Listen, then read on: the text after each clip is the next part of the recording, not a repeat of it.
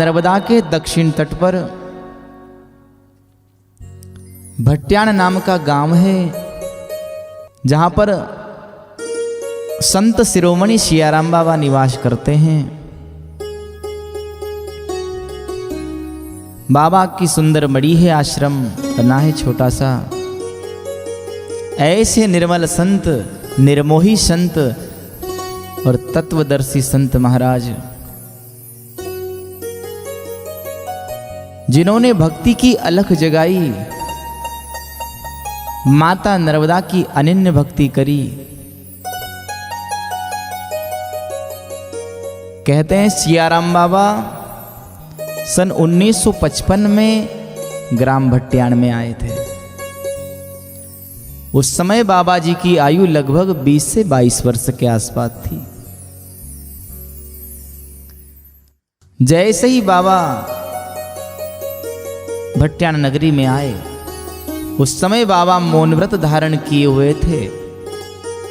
बरसात का समय था, नदी नाले उफान पर थे, अथाह जलराशि थी मां नर्मदा में, और नदी नाले उफान थे, मार्ग बंद हो गए थे।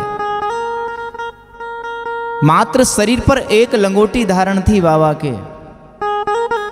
सभी ग्रामवासियों ने पूछा, गुरुदेव आपका नाम क्या है, आप कहां से आए हो, आपका परिचय जानना चाहते हैं।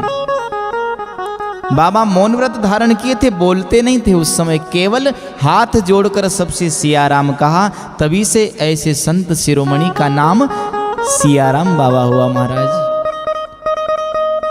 और वही संत अभी नर्मदा के तट पर विद्यमान है, विराजमान है। भक्ति की अलख जगाई और राम नाम का संकीर्तन बाबा की कुटिया पर, आश्रम पर सदैव चलता है महाराज। जो भक्त भी जाता है, बाबा का एक नियम है, केवल भक्त से दान स्वरूप 10 रुपए लेते हैं। भक्त की कोई इच्छा है तो, किसी प्रकार की मांग नहीं है। यदि हम 100 रुपए भी देते हैं तो बाबा भक्त का नाम पता लिखकर 10 रुपए लेते हैं और 90 रुपए पुनः लौटा देते हैं। ऐसे निर्मोही संत आज भी विद्यमान है। और मंडलेश्वर बांध बनने से भट्ट्याण नगरी बाबा का आश्रम डूब क्षेत्र में गया, और बाबा जी को आश्रम का जो भी पैसा मिला मुआवजा स्वरूप, करीब 2.5 करोड़ के आसपास जो रुपया मिला, वही बाबा जी ने नागलवाड़ी मंदिर में पहुंचाए महाराज। और बाबा जी नागलवाड़ी मंदिर में भी आते जाते रहते हैं। बड़ा सुंदर विश्राम गृह बना है उनके लिए, उनकी सेवा होती है। बाबा के आश्रम पर जाओ, बड़ी स्वादिष्ट चाय मिलती है महाराज। संत का केवल भाव है अपने भक्त को प्रसाद देना। 12 वर्ष तक बाबा ने जमीन से पीठ नहीं लगाई, खड़ी साधना करी, रामायण का पाठ किया। केवल एक छोटे से झूले के सहारे बाबा ने 12 वर्ष खड़ी साधना करी माता नर्मदा के किनारे, और आज भी रामायण का पाठ करते हैं बाबा। इस निमाड़ पर और माता नर्मदा के किनारे पर ऐसे अनेक संत हुए महाराज, जिन्होंने भक्ति की अलख जगाई। बाबा जी की आयु लगभग 100 वर्ष के आसपास है।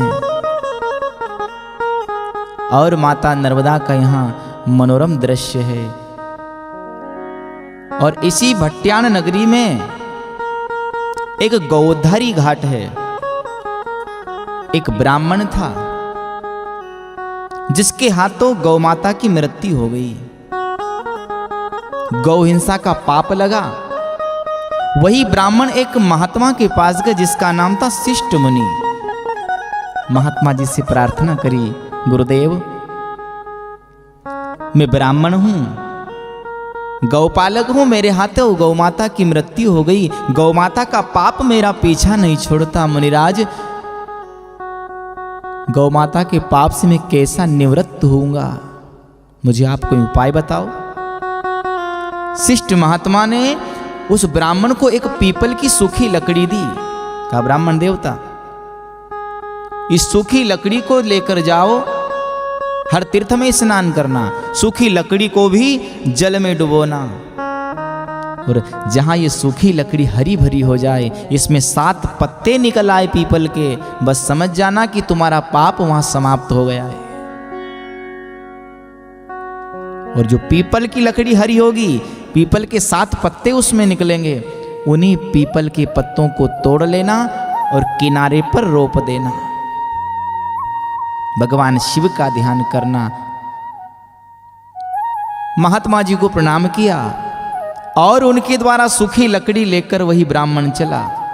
अनेक तीर्थों में स्नान किया, सूखी लकड़ी को भी स्नान कराता, जल में डुबोता। ऐसा करते करते नर्मदा के किनारे आया, भट्ट्यान नगरी के कुछ दूरी पर आगे। खुद ने स्नान किया, शिष्ट महात्मा के द्वारा दी गई लकड़ी को भी नर्मदा जल में डुबोया। वह सूखी लकड़ी हरी भरी हो गई, जिसमें पीपल के 7 पत्ते निकले। महाराज, महात्मा जी ने कहा था 7 पत्तों को तोड़ लेना और किनारे पर रोप देना। उसी ब्राह्मण ने 7 पत्ते तोड़े, नर्मदा किनारे रोप दिए, नर्मदा का जल छिड़क दिया और भगवान शिव का ध्यान किया। भगवान शिव की कृपा से, मां नर्मदा की कृपा से और संत के आशीर्वाद से उस ब्राह्मण का जो पाप था, गौहिंसा का पाप, ब्राह्मण के सिर से समाप्त हुआ, जिसे गौधारी घाट कहते हैं। और आज भी जो मानव जिसके द्वारा गौ माता की मृत्यु हो गई, अनजाने में जानबूझकर किया हुआ पाप तो समाप्त होने वाला नहीं, उसके लिए तो फिर यमदूत पकड़कर ले जाएंगे बंदी बनाकर, और यम की प्रताड़ना भुगतनी पड़ेगी। जो अनजाने में पाप किया है गौ माता की हिंसा का, वो पाप यह निवृत्त होगा, जिसे गौ हिंसा के पाप से निवृत्त होने वाला तीर्थ कहते हैं या गौधारी घाट कहते हैं। ऐसा गौहिंसक जिसके द्वारा अनजाने में गौ माता की मृत्यु हुई, यहाँ कन्या भोजन कराता है, नर्मदा जल में स्नान करता है और विद्वान ब्राह्मणों के द्वारा गौ माता की सारणी करा देता है, कन्या भोजन करा देता है और भावपूर्वक करुणापूर्वक क्षमा मांगता है, तो माता नर्मदा और भगवान शिव की कृपा उस पर बनती है और गौ माता का पाप उसका समाप्त हो जाता है। ये भट्ट्यान नगरी के पास में ही गौधारी घाट है, जिसे 7 पीपली घाट भी कहते हैं और गौधारी घाट भी कहते हैं। और ऐसे ही समर्थ संत सियाराम बाबा की पावन स्थली, जिसे ग्राम भट्ट्यान कहते हैं महाराज, आज भी बाबा यहाँ विराजमान है और बाबा के आश्रम पर आने जाने वालों भक्तों का तांता लगा रहता है। और बाबा अपने भक्तों पर सदैव कृपा बनाए रखते हैं। ऐसे निर्मोही संत है महाराज।